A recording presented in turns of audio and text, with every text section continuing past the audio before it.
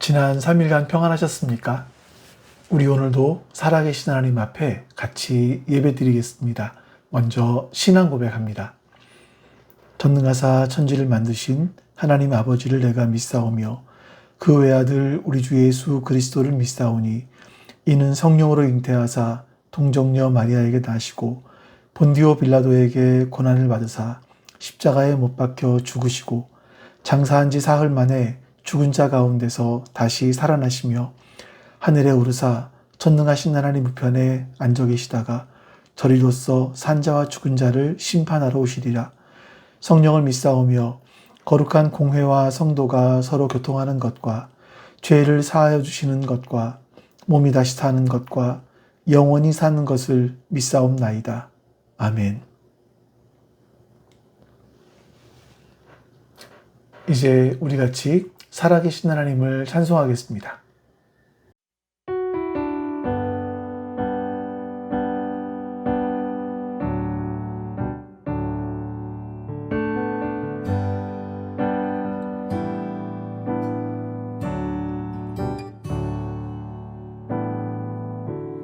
은혜 아니면 살아갈 수가 없네. 호흡마저도 다 주의 것이니 세상 평안과 위로 내게 없어도 예수, 오직 예수뿐이네.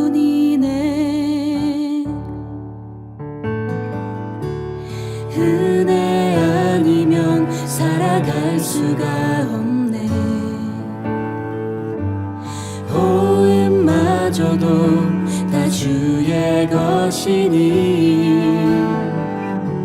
세상 평안과 위로 내게 없어도 예수, 오직 예수뿐이네.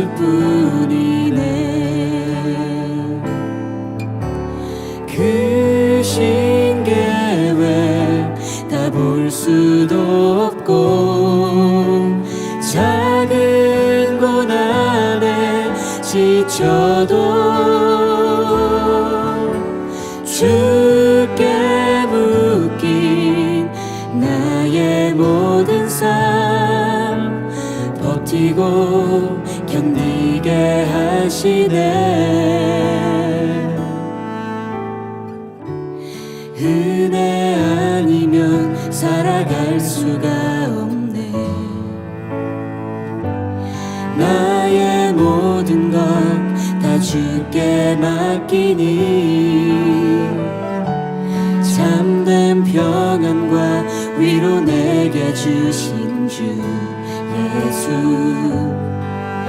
오직 예수뿐이네.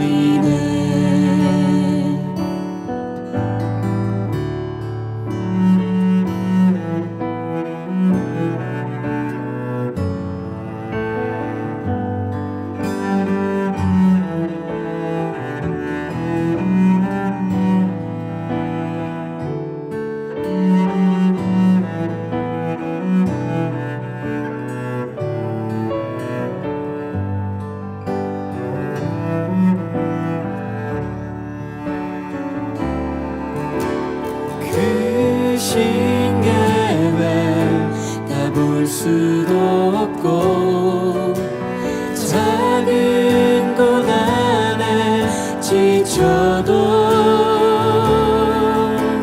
주께 묶인 나의 모든 삶 버티고 견디게 하시네.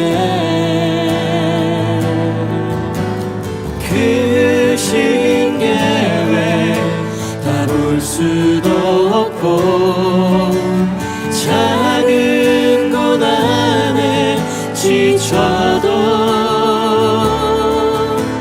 주께 묶인 나의 모든 삶 버티고 견디게 하시네. 은혜 아니면 살아갈 수가 없네.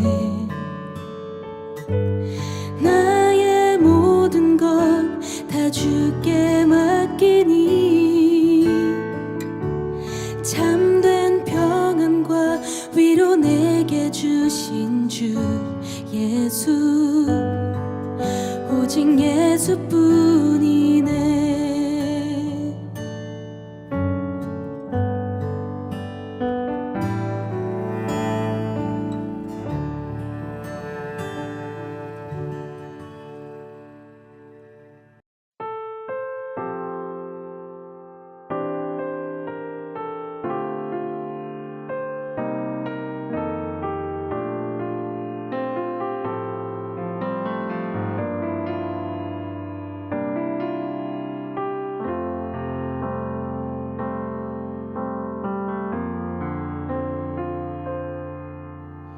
아버지 사랑 내가 노래,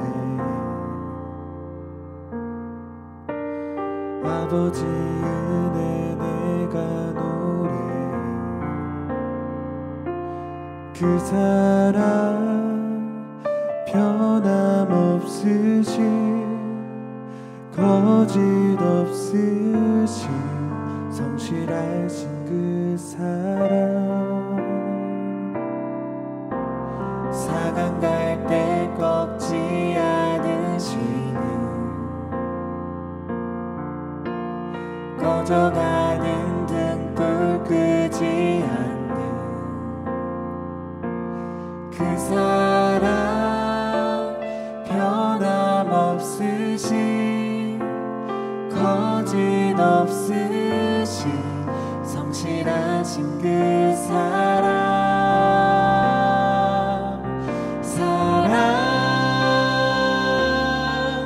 그 사랑, 날 위해 죽으신, 날 위해 다시 사신 예수 그리스도, 다시 오실 그 사랑. 죽음도 생명도 천사도 하늘의 어떤 권세도 끊을 수 없는 영원한 그 사랑 예수.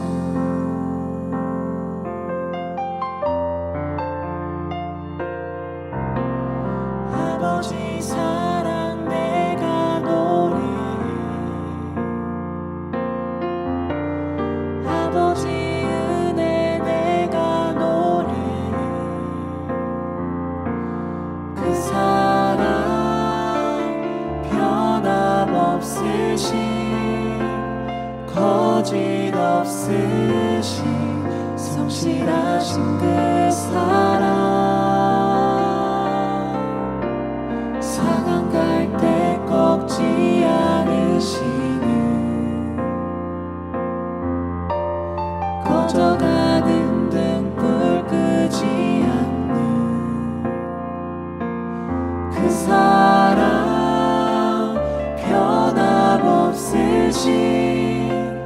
거짓없으신, 성실하신 그 사랑. 사랑, 그 사랑, 날 위해 죽으신, 날 위해 다시 사신 예수 그리스도, 다시 오실 그 사랑. 죽음도 생명도 천사도 하늘의 어떤 권세도 끊을 수 없는 영원한 그 사랑 예수. 그 사랑, 날 위해 죽으신, 날 위해 다시 사신 예수 그리스도, 다시 오실 그 사랑. 죽음도 생명도 천사도 하늘의 어떤 권세도 끊을 수 없는 영원한 그 사랑 예수. 그 사랑, 날 위해 죽으신, 날 위해 다시 사신 예수 그리스도, 다시 오실 그 사랑. 죽음도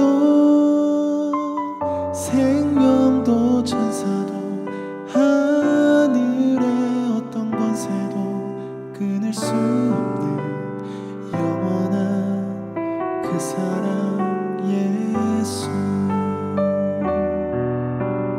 영원한 그 사랑 예수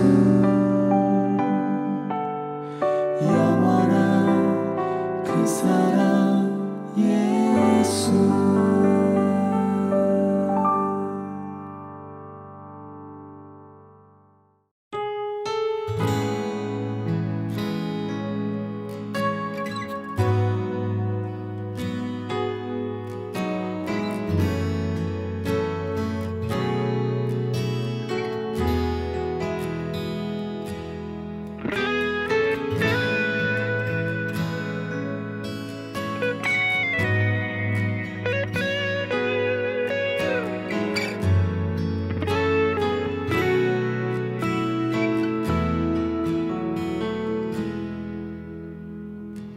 나 같은 죄인 살리신 주의 놀라와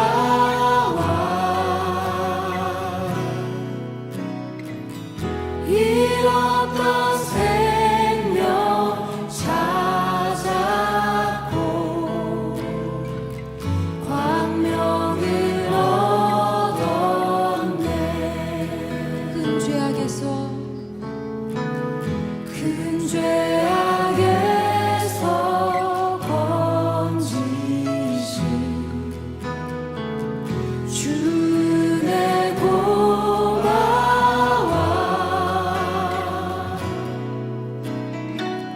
나 처음 믿은 그 시간 귀하고 귀한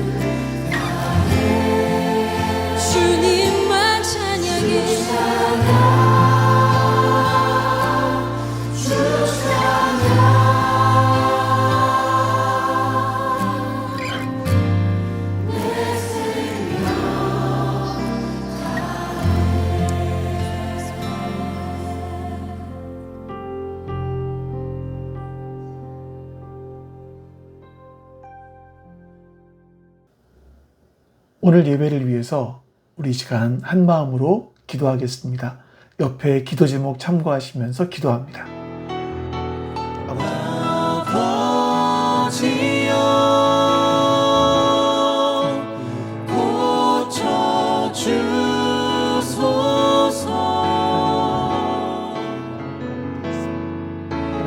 이 나라 주의 것 되게 하소서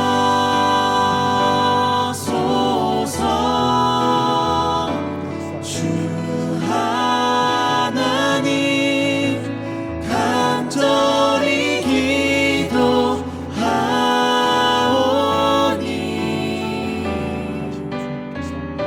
사랑 이 땅 새롭게 하소서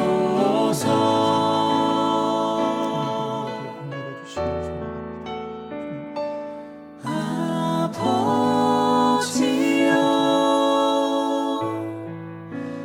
고쳐주소서 참 좋으신 주님 감사합니다. 하나님께서 오늘도 우리와 함께 하시사 우리에게 오늘 합당한 은혜를 베풀어 주시옵소서. 우리가 말씀을 듣고 또 찬양을 하고 기도를 할 때에 오늘 합당한 은혜를 우리 가운데 베풀어 주시옵소서. 성령 하나님께서 함께 해주셔서 말씀으로 또 찬양으로 또 우리가 기도할 때에 우리의 마음을 감동하여 주시고 우리가 하나님의 말씀대로 살아갈 수 있는 그 힘을, 그 은혜를 우리 가운데 허락하여 주시옵소서. 오늘도 주님께서 우리와 함께 하시기를 소망합니다. 감사드리며 우리 주 예수 그리스도의 이름으로 기도하옵나이다. 아멘.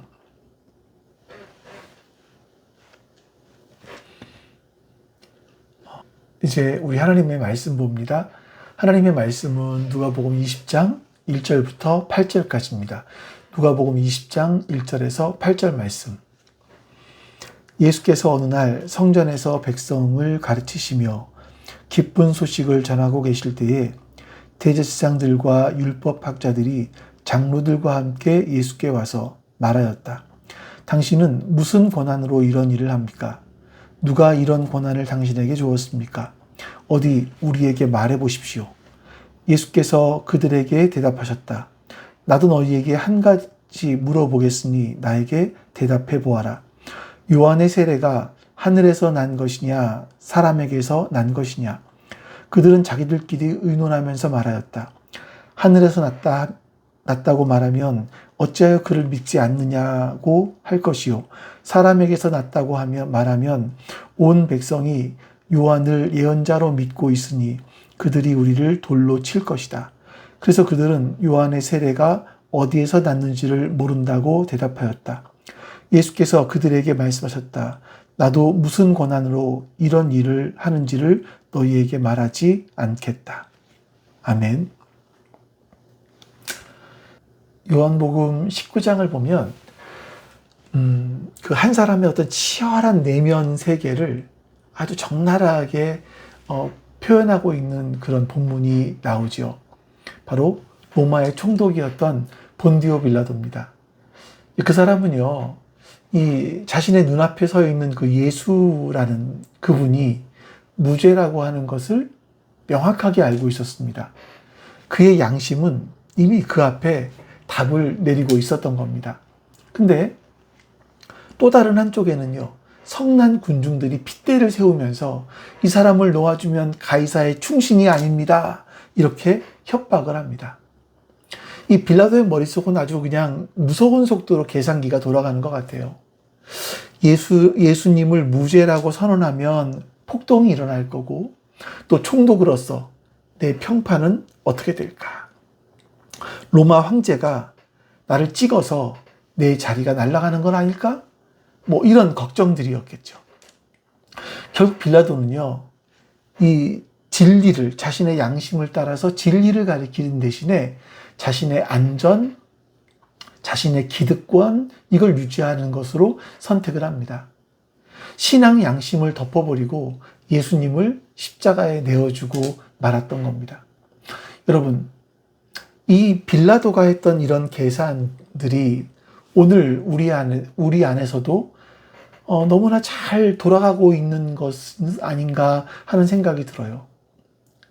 우리의 신앙 양심을 지키려다가 경제적인 손해가 생길 것 같기도 하고, 또는 나의 평판이 깎일까 두렵기도 하고, 그래서 그냥 적당히 모른 척 하면서 타협하고 넘어가는 순간들이 우리에게도 참 많이 있습니다. 겉으로는요, 현실이 이런데 어떻게 할 수 있겠어.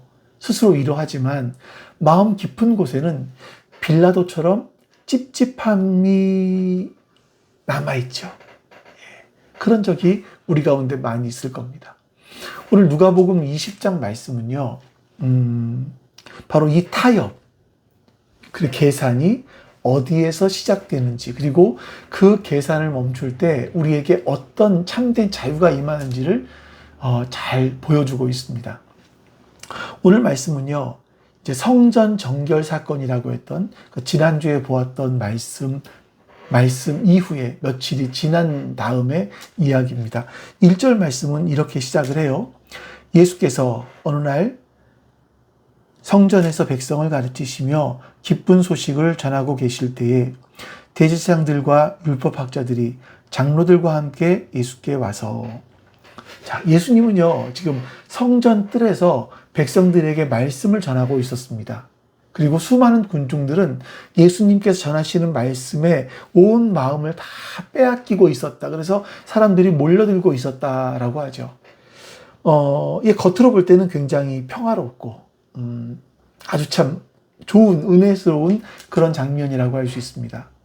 근데 사실 이 말씀은요, 폭풍 전야와 같은 그런 고요함이었다라고 보는 것이 옳을 것 같아요.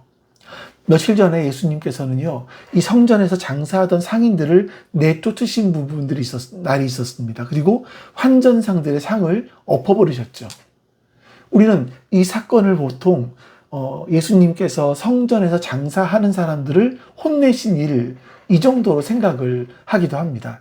자, 그런데 당시 그 성전 이방인의 뜰에서 환전을 하기도 했고 장사를 하면서 생긴 그 수입들은 대부분 다 대제사장 가문이 독점적으로 운영하던 어떤 막대한 수입원이었다고 탈무드나 또 역사학자 요세푸스가 이야기를 해요. 자, 그들의 기록을 보면 이런 거죠. 이 시장의 점포는 안나스 가문의 가게들로 불렸다. 이렇게 말하는 부분이 나옵니다. 안나스가 대제사장이거든요. 이 안나스 가문의 가게들이었다. 그러니까 상인들이 실제로 대제사장 가문에서 가문에다가 수수료를 내고 장사를 하는 어떤 프랜차이즈 같은 가맹점의 운영자와 다를 것이 없는 그런 사람들이었던 겁니다. 그러니까 예수님께서 그 대제사장의 허락하에 장사를 하고 있던 사람들의 이 상들을 엎어버렸다라는 것은요, 이스라엘 최고 권력자들의 돈줄을 정면으로 끊어버리려고 하는 그런 선전포고와도 같은 그런 모습으로 사람들에게는 비춰줄 수 있었습니다. 자, 그런 상황에서 한 무리가 예수님을 향해서 다가오고 있었죠. 그 사람들은 제사장들, 율법학자들, 그리고 장로들이었습니다. 여기서 참 우리가 한 가지 이 세상 사람들은 어떻게 살아가는가를 잘 엿볼 수 있는 장면들이 나오죠. 제사장들은요, 사두개파의 중심이 되어서 제사장이 됩니다. 그리고 여기서 율법학자들은 바리새인들이에요.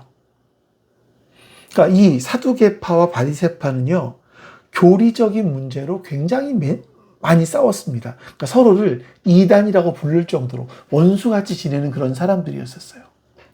근데 여러분 보십시오. 물과 기름과 같은 사이인데 지금 뭐라고 말씀합니까? 대제사장들과 율법학자들이 장로들과 함께 예수께 왔다. 이렇게 말씀하고 있잖아요. 우리가 이런 말을 하죠. 원수의 원수는 나의 동지다? 이런 말이 맞나요? 그러니까 이 앞에서는 원수마저 동지가 되는 것. 이게 세상 권력의 민낯인 것 같습니다.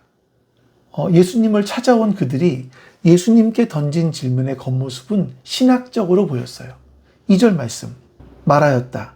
당신은 무슨 권한으로 이런 일을 합니까? 누가 이런 권한을 당신에게 주었습니까? 어디 우리에게 말해 보십시오. 그들은요, 당신이 무슨 권한으로 이런 일을 합니까? 라고 물어요. 근데 사실 속뜻은 전혀 다릅니다. 네가 뭔데 우리의 밥그릇을 걷어차느냐? 누가 너에게 우리의 허락도 없이 이 통제권을 빼앗을 권리를 주었느냐? 이거를 지금 물어보고 있는 거죠. 그러니까 그들이 말한 권한은요, 사실 자신들의 이권이었습니다.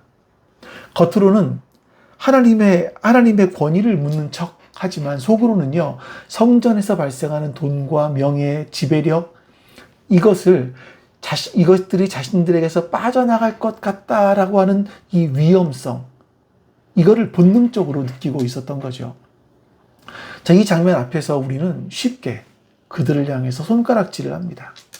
근데 잠깐 멈춰서 생각을 해보면, 나를 들여다보면 나는 우리가 하나님의 다스림을 받는다라고 이야기를 해요. 근데 정작 내 삶에서 결정적인 그런 순간, 그때 실제로 나를 움직이고 있는 것이 무엇인가를 보셔야 돼요. 나를 어떤 무언가를 결정해야 될 그 순간에, 나를 움직이는 하나님의 말씀인가? 아니면 나의 어떤 안전, 나의 체면, 나의 이익, 이런 것인가? 우리가 이런 것들을 한번 생각을 해 보아야만 하는 겁니다. 자, 계속 말씀으로 들어갈게요. 살기 등등하게 몰려온 이 지도자들, 이 사람들의 말 앞에서 예수님은 이렇게 말씀하세요. 3, 4절. 예수께서 그들에게 말씀하셨다. 나도 너희에게 한 가지 물어보겠으니 나에게 대답해 보아라. 요한의 세례가 하늘에서 난 것이냐, 사람에게서 난 것이냐. 자, 이 장면에서 우리는 이 예수님의 말씀을 어떤 논쟁에서 이기기 위한 지혜로운 한 수, 상대방을 궁지에 몰아넣기 위해서 아주 언변이 뛰어난 언변, 이 정도로 읽을 때가 있죠. 그런데 그렇게 읽으면 사실 이 본문 안에 담겨 있는 가장 깊은 은혜를 놓치고 맙니다. 예수님은 왜 하필 그 순간, 이 순간에 요한의 세례라는 비유를 말씀하실까요? 여러분, 세례 요한을 잘 아시지만 세례 요한이 광야에서 외쳤던 외침, 그 외침의 핵심은 딱 하나입니다. 회개하라. 세상의 방식을 버리고 돌이켜서 하늘의 통치를 전적으로 받아들여야 된다. 이것을 요한은 외쳤죠. 그래서 요한의 세례는요, 스스로 의롭다고 여기던 그런 교만함을 요단강 속에 수장시켜버리는 그런 행위였다라고 말할 수 있습니다. 내가 붙들고 있던 권위, 그 자리를 내려놓고 하나님의 절대 주권 아래로 들어가는 아주 무겁고도 영광스러운 영적인 항복을 선언하는 그런 자리였던 겁니다. 근데 여러분, 스스로 이스라엘 신앙의 정수다, 이렇게 자처하던 대제사장들, 율법학자들, 이들에게 이 질문은요, 단순하게 신학 토론을 하자는 것이 아니었었습니다. 그러니까 지금이라도 늦지 않았으니까 너희 손에 쥔 그 이기심, 기득권, 그 계산기, 이런 것들을 내려놓고 하늘의 통치 안으로 들어와라. 하나님의 통치 속으로 들어와라.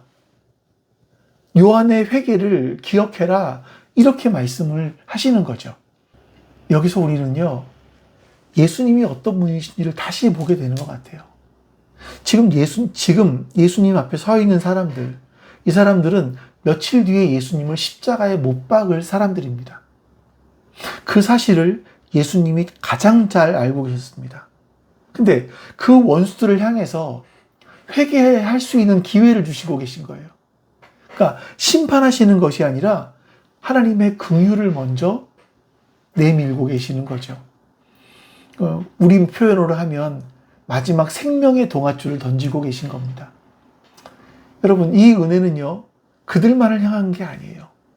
오늘 이 시간 어떤 세상의 흐름에 대한 두려움, 나 자신에 대한 이기심, 이것으로 이미 수없이 타협해 왔던 우리를 향해서 동일하게 말씀하고 계시는 거죠. 주님은 우리의 계산기가 몇 번이나 돌아갔는지 정확하게 알고 계세요. 그러면서도 불구하고 지금 돌이켜라 하면서 생명의 말씀을 거두지 않으셨습니다. 이게 바로 복음인 거예요. 여러분, 이 은혜의 초대 앞에서 이스라엘의 최고 영적 지도자들이 어떻게 반응하는지 보십시오. 5절과 6절. 그들은 자기들끼리 의논하면서 말하였다. 하늘에서 났다고 말하면 어찌하여 그를 믿지 않았느냐고 할 것이요. 사람에게서 났다고 말하면 온 백성이 요한을 예언자로 믿고 있으니 그들이 우리를 돌로 칠 것이다. 자, 본문이 기록한 그들의 모습은 참 이게 처절합니다. 그들에게 진리가 무엇인지 묻는 그 예수님의 질문 앞에서 그들은요, 성경을 펴지 않아요. 진리가 무엇인지 묻는데 진리의 성경을 펴지 않습니다. 하나님 앞에 무릎 꿇지 않아요. 그들이 한 거는 끼리끼리 머리를 맞대고 의논했다라는 겁니다. 이 의논하다라는 단어는요, 원래 상업적인 용어래요. 그러니까 회계장부를 쭉 펼쳐놓고 손해와 이익을 꼼꼼하게 따져볼 때 쓰는 단어라는 거예요. 그리고 이들의 의논한 모습이 그대로 이렇게 드러나죠. 하늘에서 났다고 하면 어찌하여 그를 믿지 않았느냐.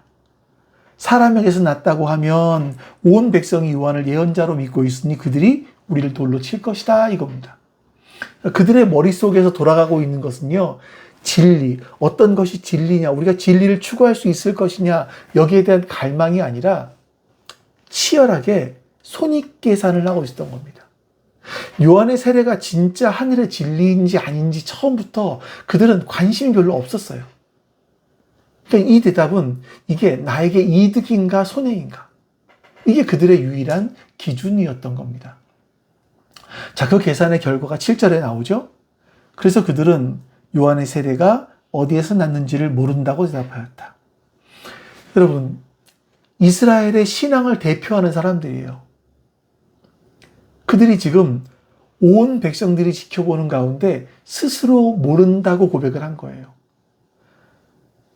온 백성들은 요한을 예언자로 믿고 있다고 6절에서 말씀했잖아요. 근데 자신들은 모른다, 이렇게 말을 했던 거죠. 그들은요, 자신의 재산을 잃지 않으려고 계산을 했습니다. 근데 그 계산 때문에 진리도 잃어버리고 영적인 권위도 잃어버리고 자신들의 체면, 백성들 앞에서 자신들의 체면마저도 한꺼번에 모두 잃어버린 겁니다. 자, 그런데 이 장면 앞에서 저는 감히 그 사람들을 향해서 돌을 던지지를 못하겠는 거예요.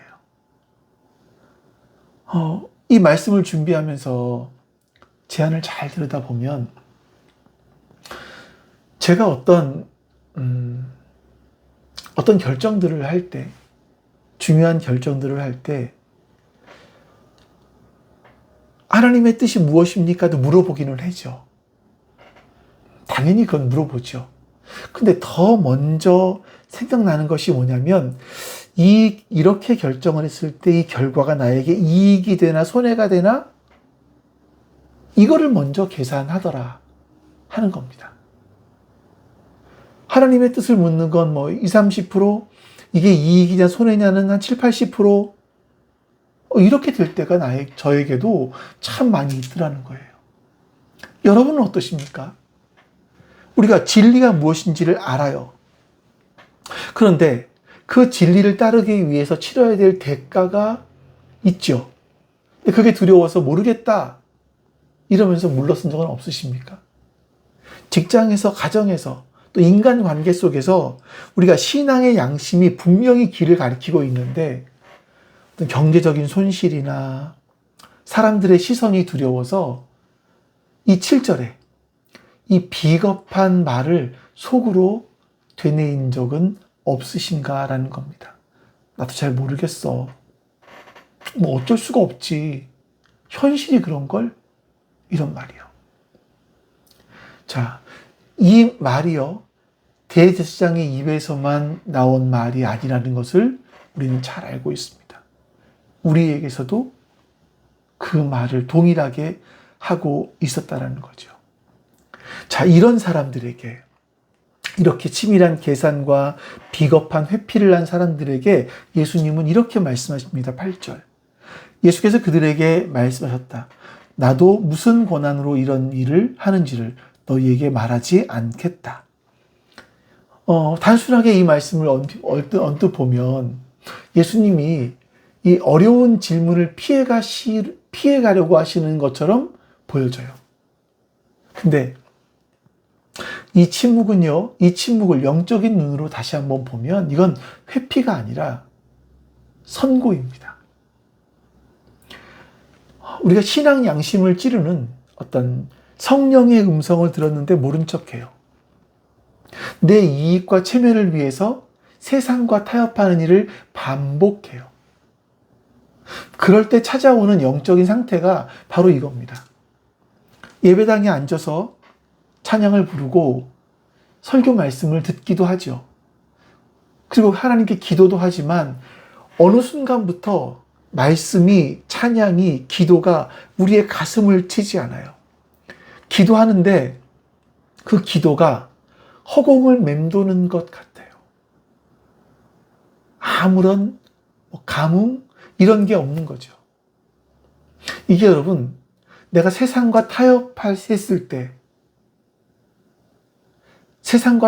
타협했을 때 그것들이 가져오는 가장 무서운 결과는 어떤 외면적인 파멸이 아니라 하나님의 은혜가 멈춰버리는 겁니다. 그럼 여러분, 그렇다면 대제사장들의 계산기로는 도저히 답을 낼 수 없었던 그 예수님의 진짜 권위는 어디에서 찾아볼 수 있을까요? 그 대답이 며칠 뒤 예루살렘 성문 밖에 골고다 언덕에서 선포됩니다. 세상의 권위 그리고 하늘의 권위가 어떻게 다른지 이 장면을 통해서 우리가 자세히 볼 수가 있어요. 대제사장들로 대표되는 세상의 권위는요, 내가 살기 위해서 끊임없이 남을 짓밟습니다. 내 자리를 지키기 위해서 힘없는 누군가를 희생양으로 삼아요. 아주 겉으로는요, 거룩한 것처럼 보이고요, 위엄을 차리는 것 같지만 속으로는 군중들의 눈치를 살피면서 두려움에 떠는 거예요. 그 권위의 본질은 이기적인 폭력이고 두려움이었던 겁니다. 근데 여러분, 십자가에서 예수님이 보여준 권위는 전혀 달랐습니다. 주님은 남을 죽여서 내가 사는 길을 택하지 않으세요. 철저히 당신을 죽여서 우리를 살리는 길을 걸어가시는 겁니다.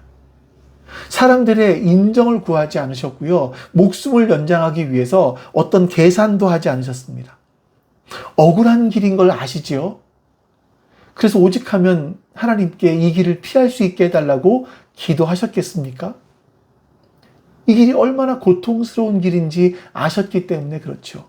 또 배신당하고 버림당할 것도 아셨습니다. 자, 그런데 끝까지 하나님의 뜻에 묵묵히 순종하셨습니다.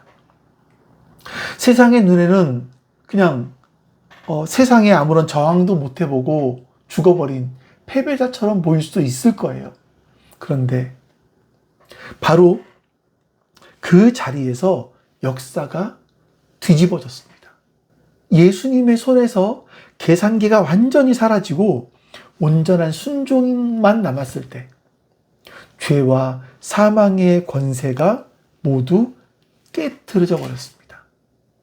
세상에서 가장 무력해 보였던 그 십자가가 사실은요, 그 흑암에 갇힌 영혼들을 구원해낼 수 있는 우주에서 가장 강력한 권위였던 것이죠. 계산기를 쥐고 있던 대제사장들과 율법학자들, 그들은 역사의 어둠 속으로 다 사라졌습니다. 그러나 아무 계산하지 않고 자신의 전부를 내어주신 예수님은 모든 이름 위에 뛰어난 이름을 얻으셨고요. 영원토록 만왕의 왕으로 지금도 다스리고 계십니다. 이게 여러분 하나님의 방법이에요. 이게 하나님께서 하시는 일들입니다. 여러분, 이 십자가의 복음은요, 예배당 안에서 우리가 감동받는 걸로만 머물면 안 됩니다. 이 복음은 우리가 오늘 발 딛고 서 있는 이 구체적인 일상의 자리로 끈질기게 이어져야만 합니다. 다음 날 아침 출근길로 자녀의 성적표를 보고 있는 그 부모와 자녀의 관계로 통장의 잔고를 확인하는 그 순간으로 이어져야만 되는 거죠. 우리 일상에서 이런 크고 작은 성전뜰이 있어요. 그리고 그 성전뜰에서는 오늘도 대제사장이 서 있습니다. 그들의 이름은 때로 실적이라고 하고, 때로는 여론이라고 하고, 때로는 불안, 두려움이라고 합니다. 때로는 남들 다 하는데 이런 속삭임으로 다가오기도 해요. 그들은 어김없이 우리를 향해서 도발합니다. 여기서 신앙 양심을 지키면 얼마나 손해를 봐야 되는지 알아? 근데 그 미련한 길을 갈 거야? 이런 거죠. 그 순간에 우리 안에서 계산기가 막 돌아가기 시작을 해요. 야, 내가 이런 결정을 하면 통장의 잔고가 얼마나 비게 될까? 상사에게 불이익을 당하지 않을까? 동료들 사이에서 외톨이가 되지 않을까? 아이가 뒤처지지 않을까? 이 계산이 돌아가는 속도는요, 정말 무섭도록 빠릅니다. 그리고 그 계산이 끝날 즈음에 우리는 어느새 7절의 그 말을 중얼거리고 있죠. 아, 나도 잘 모르겠어. 뭐 세상이 그런데 뭐 어쩔 수 있어? 그런 거죠. 근데 바로 그 순간 십자가의 복음이 우리에게 말을 건네는 거예요. 막 윽박지르거나 정죄하는 목소리가 아니라 골고다의 십자가에 못 박히신 주님의 음성입니다. 나는 너를 위해 아무것도 계산하지 않았다. 그 사랑이 지금 너와 함께 있다. 이렇게죠. 이 음성이 실제로 들릴 때 무언가가 달라집니다. 막 계산기를 억지로 빼앗기는 게 아니에요. 그 계산기가 손에서 스르르 내려지는 겁니다. 십자가의 사랑 앞에서 내 손익 계산서가 얼마나 작고 초라한 것인지 보이기 시작을 하는 거예요. 이것이 성령께서 하시는 일입니다. 인간의 의지가 만들어낸 결단이 아니라 이 복음이 내면 깊은 곳에서 일으키는 변화입니다. 참된 믿음은요, 현실을 무시하는 무모함이 아닙니다. 현실은 두려움이 있죠. 근데 그 두려움보다 하나님을 더 신뢰하는 겁니다. 우리가 직장 생활을 하면서 또 우리가 어떤 관계 속에서 내가 손해를 볼 것 같아요. 내가 손해를 볼 것이냐, 정직한 길을 갈 것이냐, 이 순간에 정직의 길을 선택할 수 있는 것. 이건 내가 강해서 그런 것이 아니라 나를 위해서 모든 걸 잃어버리신 분이 내 곁에 계시다, 나와 함께 하신다, 나와 동행하신다라는 걸 알고 있기 때문에 그런 겁니다. 우리가 자녀의 진로를 생각해야 될 때 세상이 바라보는 성공의 공식이 아니라 하나님께서 이 아이를 향한 어떤 섭리가 있고 하나님께서 어떻게 이 아이를 이끌어 가실 것인지에 대한 신뢰. 이것은 내 믿음이 견고해서가 아니라 하나님께서 이 아이의 인생을 붙들고 계신다라는 것을 십자가로 이미 증명하셨기 때문에 그래요. 물론 여러분, 이 길을 가는 거 쉽지 않습니다. 손에 쥐었던 계산기를 내려놓는 순간 당장 내 눈앞에 있는 이익이 사라질 것처럼 느껴져요. 사람들에게 어리석어 보일 것 같습니다. 세상의 빠른 흐름에서 혼자 뒤처지는 것처럼 막막함이 우리의 밤잠을 설치게 만들 수도 있어요. 이 싸움은요, 결코 여러분 낭만적이지 않습니다. 그러나 여러분, 그 두려움에 속으시면 안 돼요. 우리보다 먼저 그 길을 가장 처절하게 걸으신 분이 계시기 때문입니다. 세상의 계산으로는 완전히 실패자였던 그 십자가. 이것이 결국 사망을 이기고 영원한 생명의 문을 우리에게 열어주셨습니다. 그 예수님이 걸어가신 그 길의 끝이 어디였는지 우리는 너무나 잘 알고 있습니다. 바로 부활이었죠. 그 부활이 우리에게 선언하는 것은 이겁니다. 하나님을 신뢰하면서 계산기를 내려놓는 자리에서 인간의 어떤 계산도 만들어낼 수 없는 결과가 시작된다. 아멘. 하나님을 신뢰하면요, 하나님을 신뢰하면서 우리의 인생의 계산기를 내려놓으면 인간이 계산으로 만들어 놓을 수 없는 그 결과가 시작되는 거예요. 분명히 저는 그렇게 믿습니다. 이제 오늘 말씀을 좀 마무리해 보겠습니다. 누가복음 20장의 이 짧은 장면, 이 장면 속에 두 종류의 인생이 선명하게 대비되어 있지 않나요? 계산기를 든 자들, 계산기를 내려놓은 분, 이렇게 말이죠. 대제사장들은요, 자신의 권위를 지키기 위해서 철저하게 치밀하게 계산했습니다. 그러나 그 계산 끝에 남은 것은 모른다.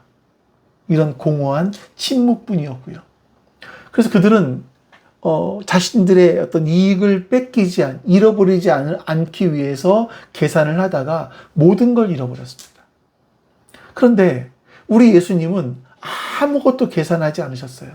그냥 당신의 전부를 다 내주셨습니다. 그리고 그 내어주심을 통해서 온 인류를 살리는 영원한 권위를 얻게 되신 거죠. 주님은 우리가 치밀한 계산을 모두 끝마치고 세상과 적당히 조율된 타협안을 가지고 나타나기를 원하시는 분이 아니세요. 오히려 그 계산기를 내려놓고, 대제사장의 계산기를 내려놓고 우리의 두 손을 비울 때 그 빈 손을 주님의 피 묻은 손으로 직접 잡아주시는 분입니다. 우리의 손이 비어야 하나님의 손이 우리에게 들어올 수 있습니다. 내 계산이 멈춰야 하나님의 섭리가 시작됩니다. 여러분 역시 저마다의 계산기가 분명히 있을 거예요. 신앙의 양심, 현실의 압박, 이 사이에서 밤새 숫자를 두들겨 보신 분, 하나님의 뜻은 알겠는데 그 길을 선택할 용기가 나지 않아서 오늘도 잘 모르겠다, 이 말을 속으로 삼키는 분, 이 타협의 쓸쓸함을 안고 이 자리에 앉아서 하나님께 예배를 드리고 계신 분들께 오늘 본문은 정죄하는 것이 아니라 복음을 선포하고 계십니다. 당신을 위해 아무것도 계산하지 않은 분이 지금 당신 곁에 계시다. 바로 이 복음이죠. 당신을 위해서 아무것도 계산하지 않으신 분이 그분의 사랑이 먼저 우리를 붙잡았습니다. 그렇기에 우리는 계산기를 내려놓을 수 있습니다. 내 힘으로 만들어내는 결단이 아니에요. 십자가의 은혜가 내 안에서 일으키는 그 변화인 겁니다. 우리는 그래서 그 주님께서 열어놓으신 그 길로 한 걸음씩 걸어갈 수 있게 되는 거죠. 여러분, 세상의 거짓 권위가, 이 제사장들의 권위가 오늘도 우리에게 도발합니다. 너는 도대체 무슨 권위로 굳이 손해를 보면서까지도 이 미련한 길을 가려고 하니? 그때 우리는 세상의 한복판에서 흔들림 없이 이렇게 고백할 수 있어야 합니다. 나를 위해 죽으시고 다시 사신 예수 그리스도의 사랑이 지금 내 삶을 붙잡고 있기 때문이다. 이거죠.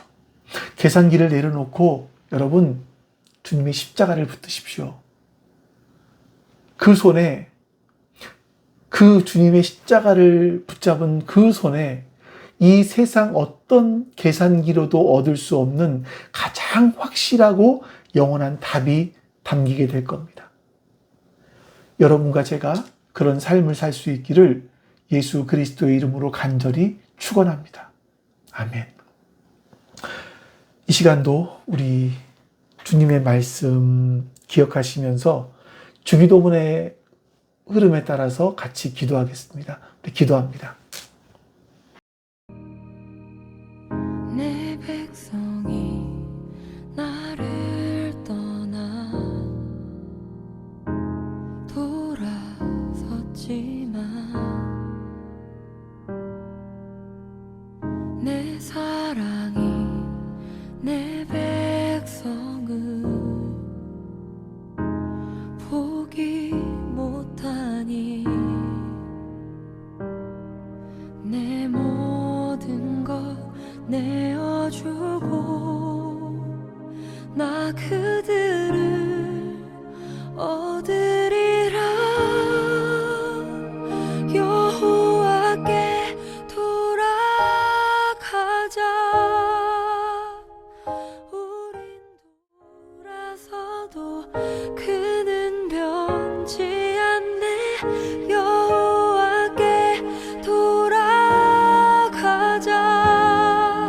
우린 넘어져도 그 사랑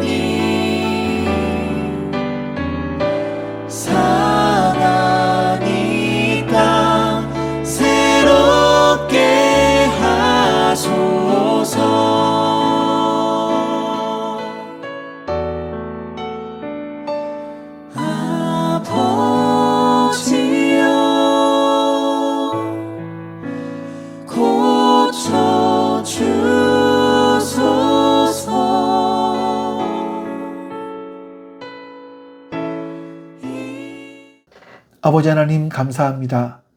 오늘도 우리에게 말씀을 주셨습니다. 그 말씀이 우리를 변화시키게 해 주시옵소서.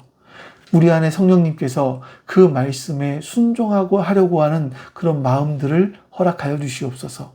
그로 말미암아 이 주님의 말씀을 따라서 우리가 이 세상의 계산기, 제사장들의 계산기를 내려놓고 주님을 붙잡을 수 있는 우리가 되게 해 주시옵소서. 그리고 주님을 따라 살아갈 수 있는, 때로는 손해보는 것 같은 길이지만 그 길을 걸어갈 수 있는 우리가 되게 해 주시옵소서. 감사드리며 우리 주 예수 그리스도의 이름으로 기도하옵나이다. 아멘. 하늘에 계신 우리 아버지여, 이름이 거룩히 여김을 받으시오며 나라가 임하시오며 뜻이 하늘에서 이루어진 것 같이 땅에서도 이루어지이다. 오늘 우리에게 일용할 양식을 주시옵고 우리가 우리에게 죄 지은 자를 사하여 준 것 같이 우리 죄를 사하여 주시옵고 우리를 시험에 들게 하지 마시옵고 다만 악에서 구하시옵소서. 나라와 권세와 영광이 아버지께 영원히 있사옵나이다. 아멘.